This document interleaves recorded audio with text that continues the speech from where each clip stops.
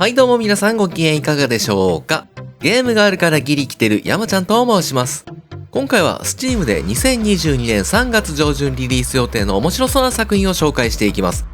今回は Steam Next Fest が開催されているので体験版をプレイできる作品が多いです。Next Fest が終了するとプレイできなくなる作品もあるので気になる作品は期間中に楽しむようにしてください。開催期間は3月1日の午前3時までです。私のチャンネルでは今後発売予定の新作ゲームやセール情報などを簡単にわかりやすく紹介しております。この動画が少しでもあなたのお役に立ったなら幸いです。高評価ボタンとチャンネル登録で応援お願いいたします。それでは日本語対応の作品から見ていきましょう。まずはじめにヒーローズアワー。2022年3月1日リリース予定日本語対応の作品です。フォロワー数は16,500人。2D ドットへの戦略シミュレーション。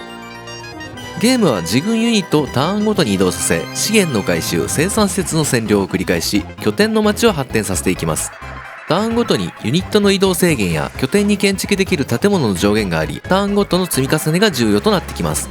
さらに7ターンが1週間となり、週を重ねるごとに敵の強さが上がっていくシステムなので、効率的かつ最短で自軍を強化していかなければなりません。体験版をプレイしてみた感じではバーレントゥーガ系のストラテジーと知ってる方少ないかもしれませんが、半熟ヒーローを合わせた感じといった印象です。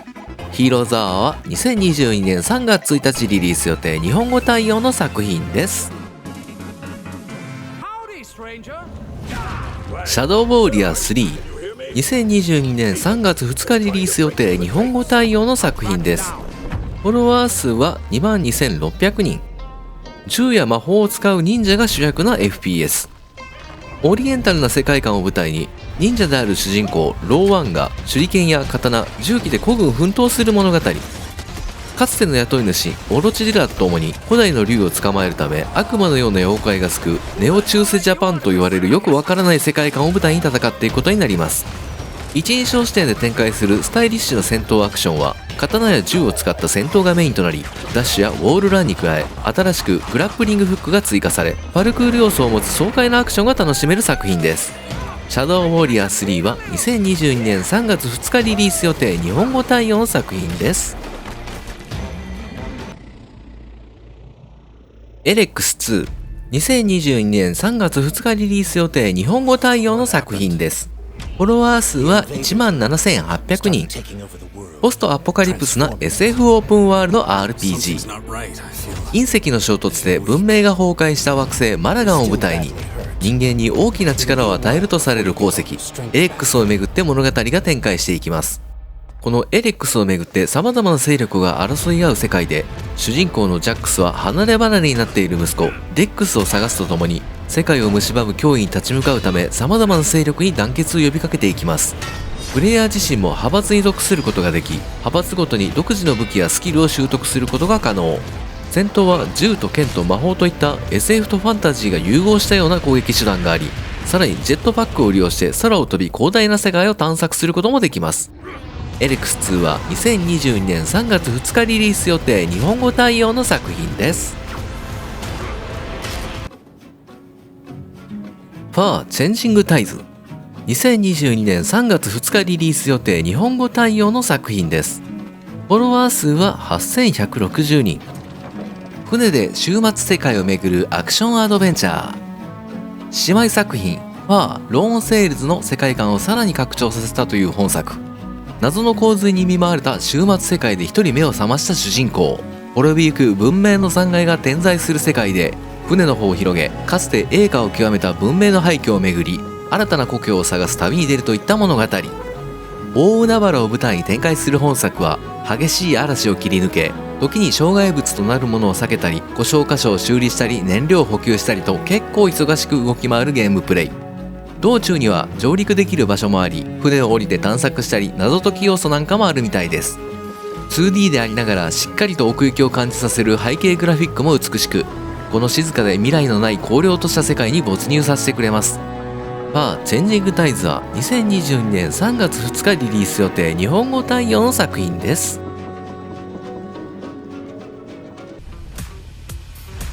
インストルメント・オブ・ディストラクション、2022年3月2日リリース予定日本語対応の作品です。フォロワー数は2840人。とんでもマシーンで建物解体シミュレーション。物理演算による高度な破壊システムが搭載されているという本作は、プレイヤー自身が様々なパーツを組み合わせ、オリジナルの建物破壊マシンを作ることができます。納得のいくマシンが完成したら楽しい解体作業の始まりです。ステージではあらゆる建物を粉々になるまで破壊でき、特定の施設の解体や破壊率など設定された目標を目指して建物を破壊していきます。ゲームを進めることで巨大チェーンソーやロケットスラスターなどダイナミックな破壊を楽しめそうなパーツもアンロックされていきます。実際に重機を使った構造物の解体作業を見ているだけでも爽快感を感じるので、本作も結構ストレス発散になるのではないでしょうか。インストルメンタル・オブ・ディストラクションは2022年3月2日リリース予定日本語対応の作品です。バビロンズ・フォール2020年3月4日リリース予定日本語対応の作品です。フォロワー数は13,250人。ニーヤオートマターの開発元プラチナゲームズの最新作。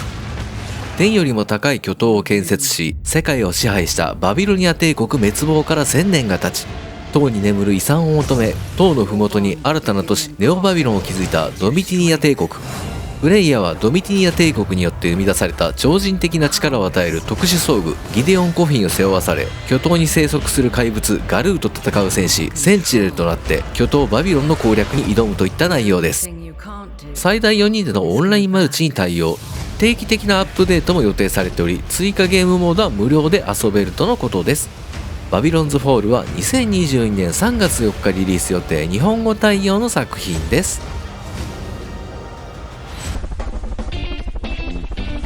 ドリルディールオイルタイクーン2022年3月10日リリース予定日本語対応の作品です。フォロワー数は13,250人。海上油田採掘ストラテジー。たった1機の小さな原油採掘装置から巨大海上採掘プラントを目指すゲーム。限られたスペースを最大限に活用して採掘された原油を精製加工し、重油、ガソリン、ジェット燃料など様々な石油製品を作り出していきます。作り出した製品は企業との長期契約を結んで利益を増やし、顧客との取引や評判を上げることで新しい市場が開拓されていきます。また従業員の満足度や生活水準にも気を配る必要があり、優秀な従業員の確保と彼らを満足させることが必要不可欠になってきます。ステージも豊富に用意されており、雪や吹雪が荒れ狂う極寒の地から海賊のはびこる熱帯の海、さらには幽霊島なんかもあるみたいです。体験版も日本語で遊べるので気になる方はチェックしてみてください。